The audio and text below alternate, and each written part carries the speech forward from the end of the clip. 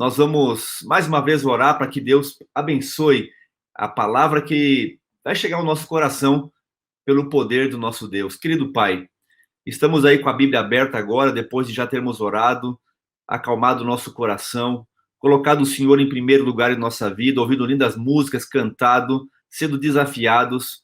Agora nós te pedimos, Pai, que se o Senhor falar através de sua palavra, nós iremos ouvir-te nessa manhã. Fale, bom Pai, pois nós te ouvimos nesse momento, em Cristo Jesus. Amém. Filipenses, no capítulo 3, e os versos 13 e 14, nós temos um texto muito conhecido, mas é muito importante o princípio que está aqui em Filipenses 3, 13 e 14. Irmãos, quanto a mim, não julgo havê-lo alcançado, mas uma coisa faço, esquecendo-me das coisas que para trás ficam e avançando para as que estão diante de mim. Prossigo para o alvo, para o prêmio da soberana vocação em Cristo Jesus. Olha que poderoso princípio nessa manhã. Esquecendo-me das coisas que para trás ficam. Não visite o passado negativo de sua vida. Não visite o passado negativo de pessoas. Não visite esses lugares porque eles não vão te ajudar em nada. Muito pelo contrário, vão te prender naquilo que não te ajuda, naquilo que não te faz bem, naquilo que incomoda a sua vida. Portanto, viva o hoje, viva o agora. O que Deus está preocupado é com o presente e o futuro. E para onde você está indo? Essa é a preocupação que deve ser a nossa vida. Aonde estamos hoje? Para onde estamos indo? E isso que deve encher o nosso coração. Quando você orou nessa manhã e nós clamamos a Deus, pedimos perdão, pedimos que Ele limpe o nosso coração, sempre que o perdão, sempre que nós pedimos perdão para alguma coisa e tiramos isso de nossa vida, não fica um buraco vazio. Deus vai lá e coloca a sua bênção. Deus vai lá e coloca aquilo que Ele tem de melhor para você. Ele preenche com a sua graça, Ele preenche com o seu amor, Ele preenche com a esperança, Ele preenche com esse alvo soberano, aonde todos nós estamos buscando. E Paulo dizia, olha, eu não quero saber outra coisa a não ser Jesus Cristo. Portanto, irmãos, hoje estamos orando de modo especial para perdoar pessoas, para que esse Covid se elimine da face da terra por meio do poder de Deus, da sabedoria de homens que Ele utiliza para isso. Mas uma coisa é muito importante para isso, nós temos que nos esquecer. E para esquecer do passado, tem que encher o presente de coisa boa. Sabe que um estudo feito com psicólogos durante 16 anos, eles buscaram ajudar de muitas formas e meios pessoas que eram criminosos, eram maus, pessoas que a sociedade havia descartado como não tinham solução, não tinham mais solução. E eles fizeram uma pesquisa em cima disso, fizeram testes, e qual foi a situação que eles viveram? Eles consideraram essas pessoas apenas no presente e criaram ambientes adequados para o presente e para o futuro.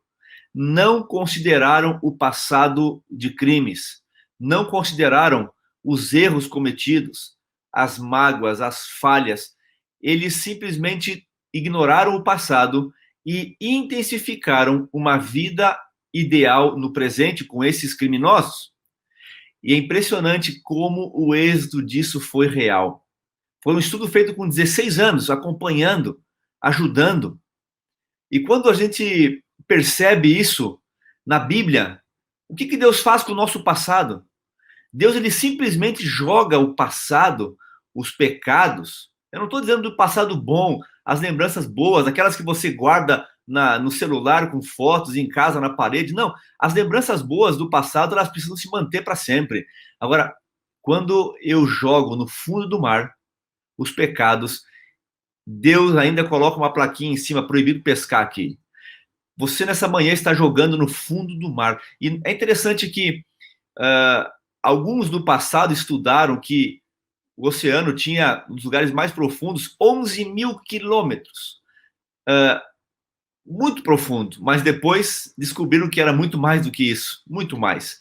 E é lá que Deus joga os nossos erros, falhas, pecados para uma nova vida. E ele não só isso, ele nos faz sentir amados, ele nos faz sentir renovados, ele nos faz sentir salvos no presente para uma vida ideal no futuro. Sabe que muita gente fica vivendo o futuro que não chegou, relembrando um passado que não volta mais e vive pouco no presente. Eu já consegui escutar que vivemos só pouco no presente. 70% se vive do passado, uns 20% só do futuro e apenas 10% do presente. Viva o hoje, viva o agora, receba as bênçãos de Deus nesse momento e sabe, Deus vai te ajudar perfeitamente para isso. Agora, eu escutei uma frase esses dias muito interessante que diz assim: as pessoas esquecerão o que você disse, as pessoas esquecerão o que você até fez por elas, mas as pessoas nunca vão esquecer como você as fez sentir. Olha que poderoso. As pessoas esquecem palavras, esquecem até coisas, mas nunca vão esquecer sentimentos. Portanto, o nosso papel como filhos de Deus, como cristãos, como adventistas, nós precisamos gerar sentimentos bons no coração das pessoas. E essa pandemia, essa quarentena, simplesmente fortaleceu, ampliou ainda mais esses sentimentos. Quando eu recebi uma ligação de um primo que mora longe, mora em Londres, ele disse: olha, eu estou ligando só para ver como é que você está. Como que estão as primas, minhas irmãs? Como que está a tia, a minha mãe? Ele ficou conversando, perguntando como é que a gente estava. Eu fiquei, puxa, que ligação foi essa? Eu não esqueci o carinho dele por a gente, um primo que brincamos muito na infância. O pai dele foi pastor também por muito tempo. Sentimentos que a gente não esquece. Coisas que as pessoas fizeram, nos falaram, isso até a gente pode esquecer. Mas sentimentos eu guardo com tanto carinho, momentos marcantes. Agora, se nós formos para a Bíblia, vamos perguntar na Bíblia, como é que João se sentiu? Olha, João era alguém que não tinha paciência. João era um sanguíneo colérico, ele não tinha paciência para nada, explodia. E nesses dias de quarentena, quantas pessoas estão sem paciência? E por muitos motivos. Mas João tinha um apelido, Filho do Trovão.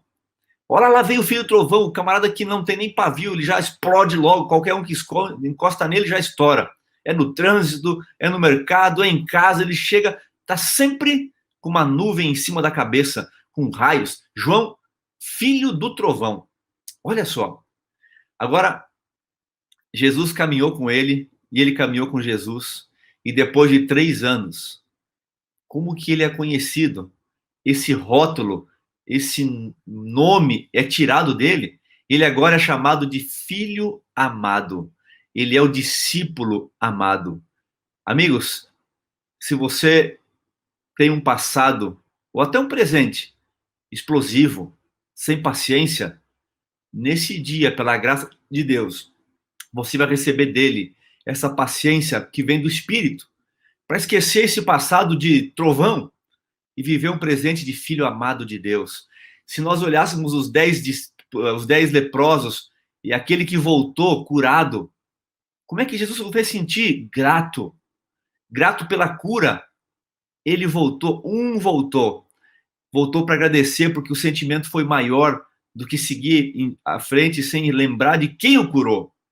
Agora, quando a gente olha algumas pessoas também, a mulher lá no poço, a mulher samaritana, essa mulher que nem podia estar conversando com um judeu de forma alguma, mas Jesus foi tão tocante na vida dela que ela se sentiu entusiasmada. Uma mulher que tinha 5 maridos, que tinha uma vida que não era uma vida de felicidade, até mesmo naquele momento da conversa, mas Jesus abençoou, limpou o passado dela, e ela saiu tão entusiasmada que ela saiu pregando, falando para todos. Agora, Jesus também fez Nicodemos, um alto oficial, ele fez sentir simplesmente digno, respeitado, numa noite em que ele foi conversar com Jesus. Olha como Jesus trata cada um. Se nós olhássemos aí, tantas pessoas, aquelas que foram pegas em adultério, ele simplesmente escreve o julgamento na terra e afeta diretamente a consciência daqueles que queriam jogar pedras porque não podiam fazê-lo, porque também eram pecadores. Ele torna as pessoas perdoadas. Perdoadas. E Zaqueu, um cobrador de impostos, um corrupto, aquele que usurpava das pessoas, ele vai até a casa desse homem. Como que vai esquecer essa visita? Não esquece. Ele fez sentir digno, justo. Olha que impressionante. Que impressionante. Mas eu queria dedicar esses minutos a uma dessas pessoas. Está aqui em Marcos capítulo 5. Marcos capítulo 5, nós temos uma mulher no meio da multidão. Essa mulher sofria há muitos anos. Há muitos anos. Eu não sei quanto tempo você tem sofrido com alguma coisa que tem te incomodado e você não encontra soluções. Já buscou em médicos, já buscou em ajudas profissionais, já buscou, já tem orado por muito tempo e você não encontra. Agora você olha essa mulher que estava aí enferma há muito tempo, há 12 anos. E as mulheres entendem bem o que é isso, esse fluxo de sangue que não cessava nunca. Agora, algumas coisas importantes nessa história. Quando a gente olha, essa mulher, ela vai até Jesus, com muito receio, com muito medo. E no verso 30, ela toca Jesus. Olha o que diz o verso 30 de Marcos capítulo 5. Jesus, reconhecendo imediatamente que dele saíra poder, virando-se no meio da multidão, perguntou: quem me tocou as vestes? Vejam, Jesus, ele sente quando o toque da fé chega. Ele sente quando você ora.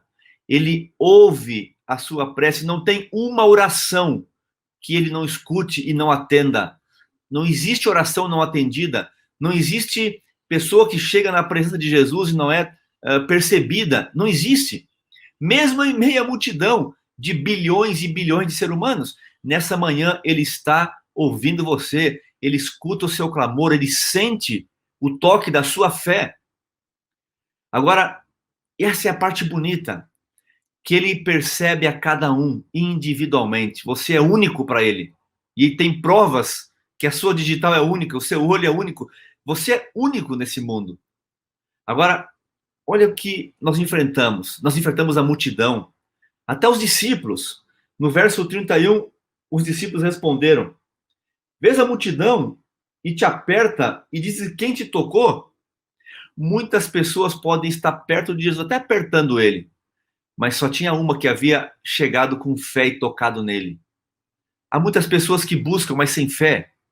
E sem fé é impossível agradar a Deus. Impossível. E quando eu olho esse episódio, eu vejo que os discípulos, muitas vezes, perdem a sensibilidade humana. Algumas pessoas perdem a sensibilidade.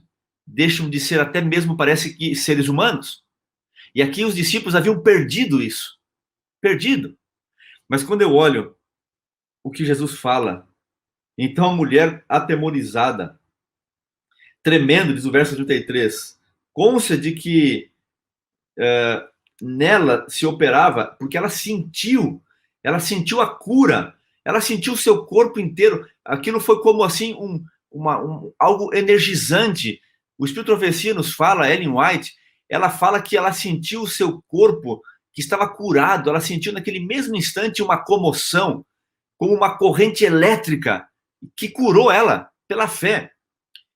E aí tem a parte linda demais do verso 34.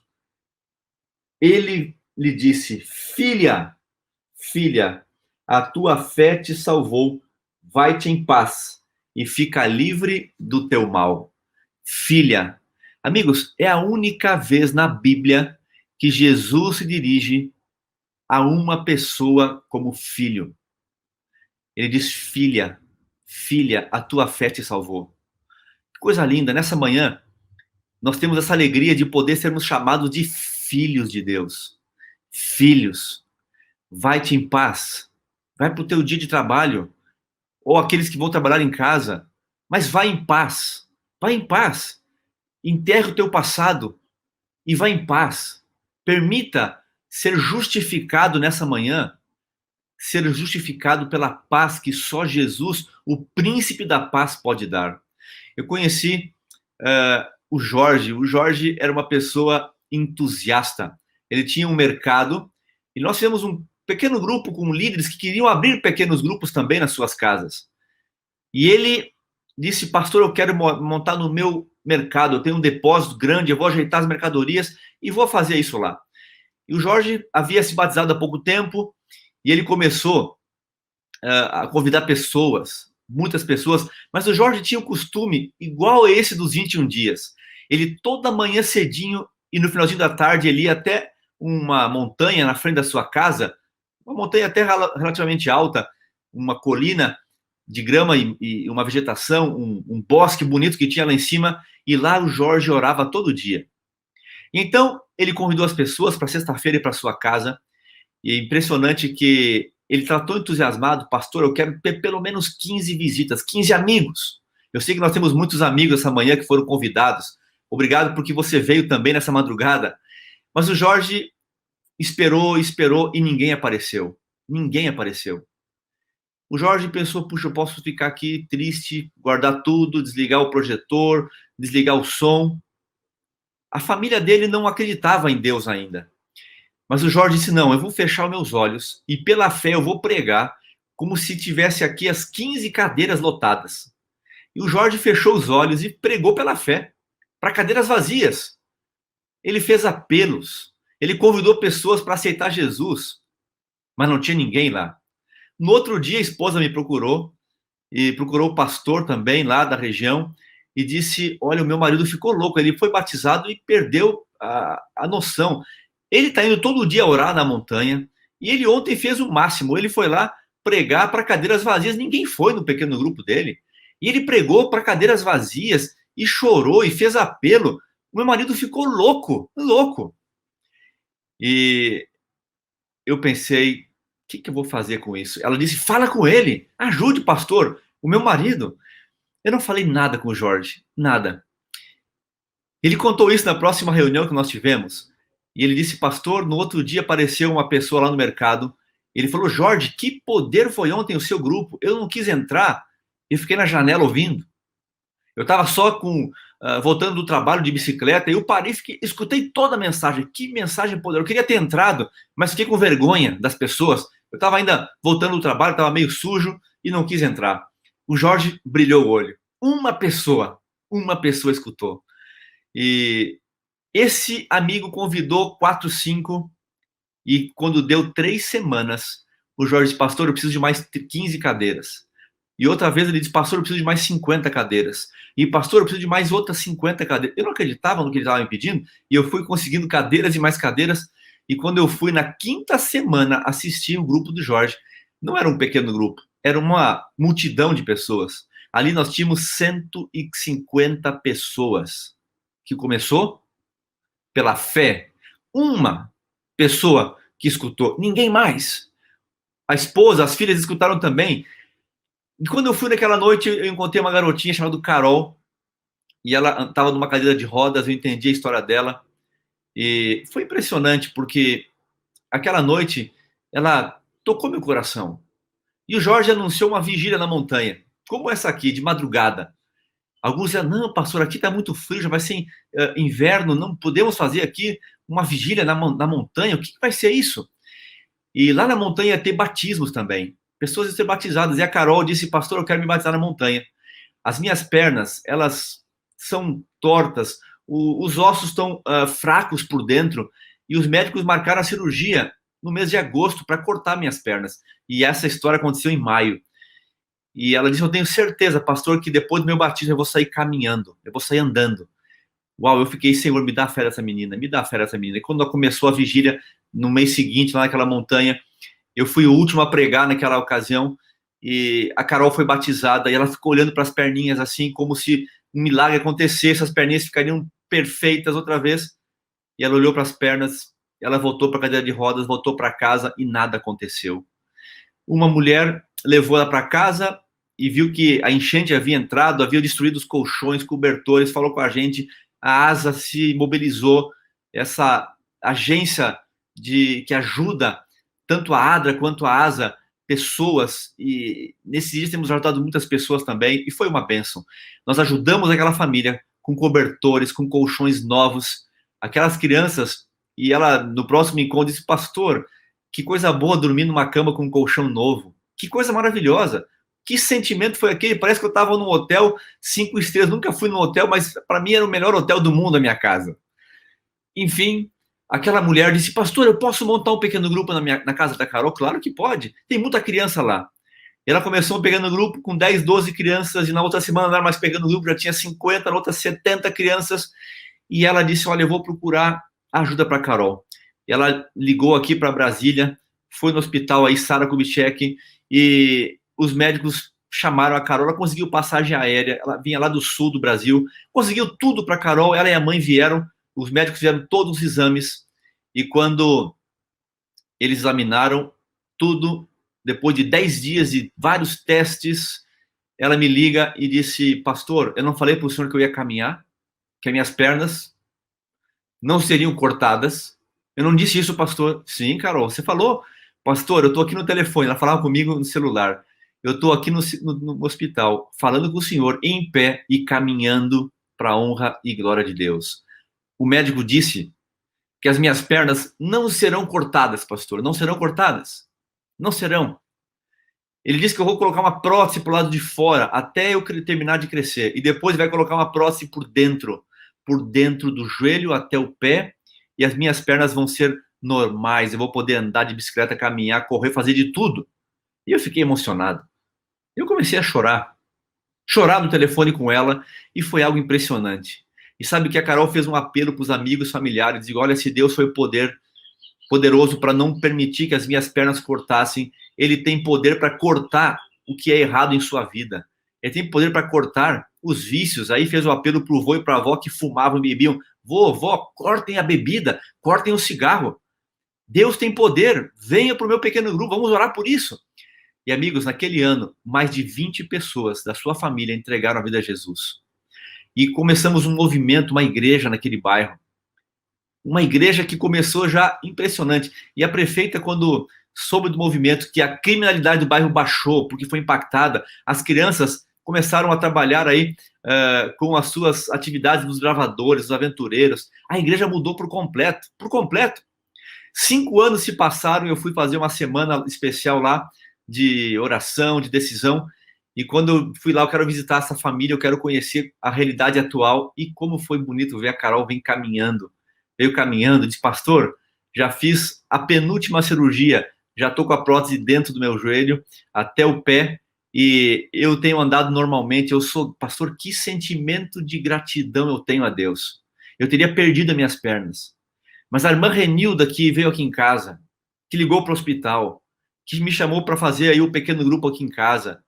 Pastor, essa irmã, eu nunca posso mais esquecer. Ela foi um anjo que Deus mandou.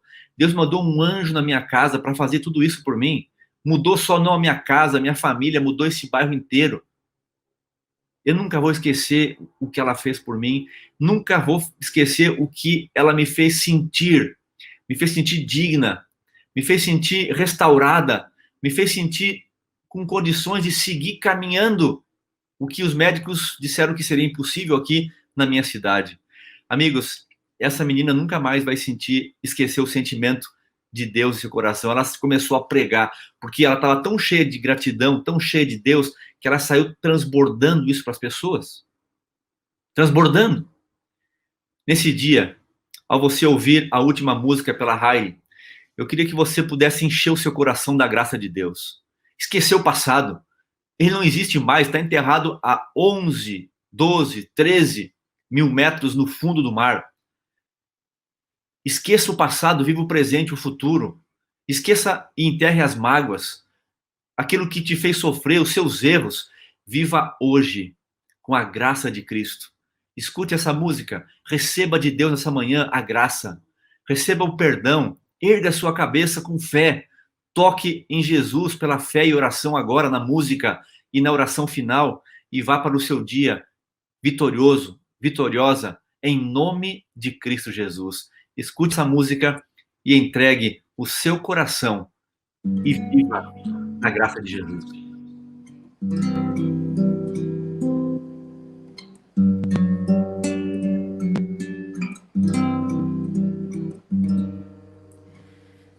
amor é esse que do nada me criou, soprou em mim o Espírito e assim me fez viver? Que amor é esse que ao meu lado sempre andou, por onde quer que eu fosse, ajudando-me a vencer?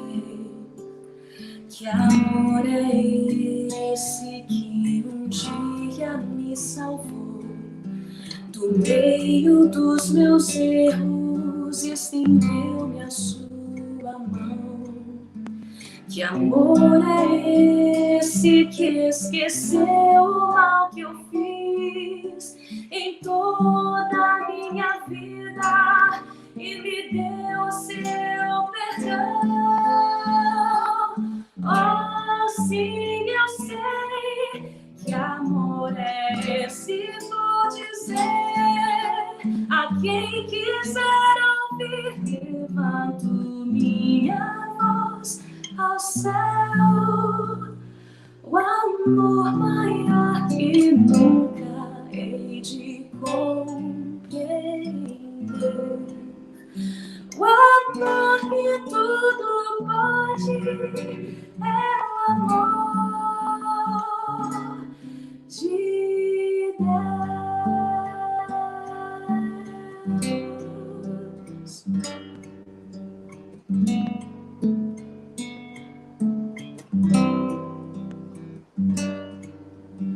Que amor é esse que transforma o coração, que dá sentido à vida, que redime o pecador?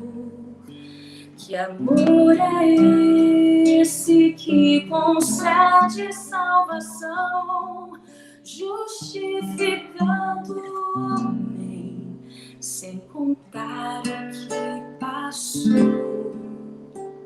Que amor é esse que nos prometeu voltar para dar a vida eterna a quem nele apenas crer? Que amor é esse que a própria vida deu, deixando a sua glória, vindo ao mundo pra morrer?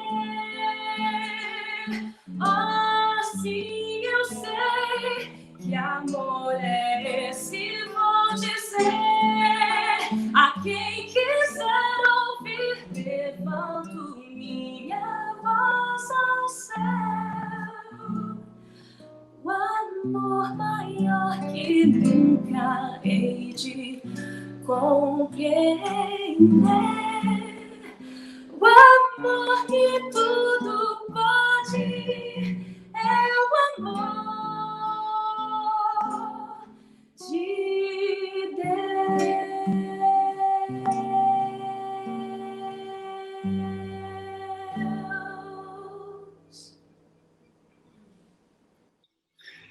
Deus seja louvado por essa música, que é uma pregação desse amor que nós temos que aceitar todos os dias e ter a certeza de que Jesus derramou todo esse amor na cruz por cada um de nós.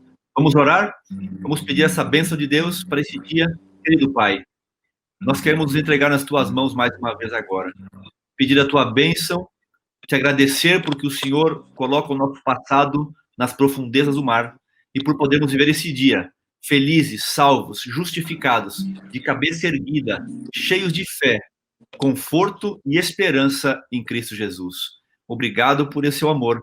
Acompanhe-nos hoje e sempre e nos transforme cada dia mais semelhantes a Jesus. E esse amor transborde para outras pessoas como um testemunho de uma vida missionária ao lado de Cristo. É o que nós te pedimos a cada um de nós aqui, por Jesus. Amém.